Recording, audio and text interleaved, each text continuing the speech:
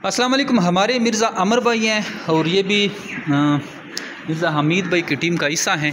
Agreement चूँकि ये लाए हैं उसका एग्रीमेंट भी साइन हो रहा है और ये इसके खरगोश हैं।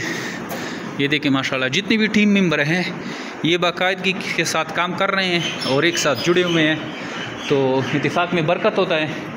और ये इनकी चेन है, ये एक दूसरे के हेल्प करते रहते हैं। जैसे अभी ये माल ला रहे थे तो मिर्ज़ा अमर भाई का माल भी अपने साथ लेके आए हैं और की पेमेंट हमने इसको कर दी है, तो वो मिर्ज़ा अमर को ये पेमेंट भी हैंड ओवर कर देगा।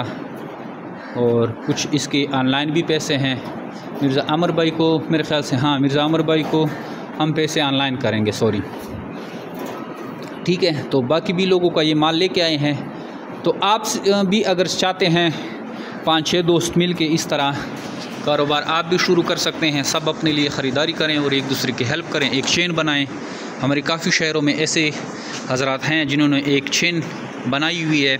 एक आता है तो सबके माल लेके आता है और वो एक दूसरे के हेल्प करते रहते हैं। एक अगर कहीं जाता है तो दूसरा उसकी खरगोशों की देखभाल करता है और इस तरह सबकी जो है खरगोश बड़ी ज़बरदस्त तरीके से पलते हैं और इजीली वो इनकम जो है जनरेट कर रहे हैं।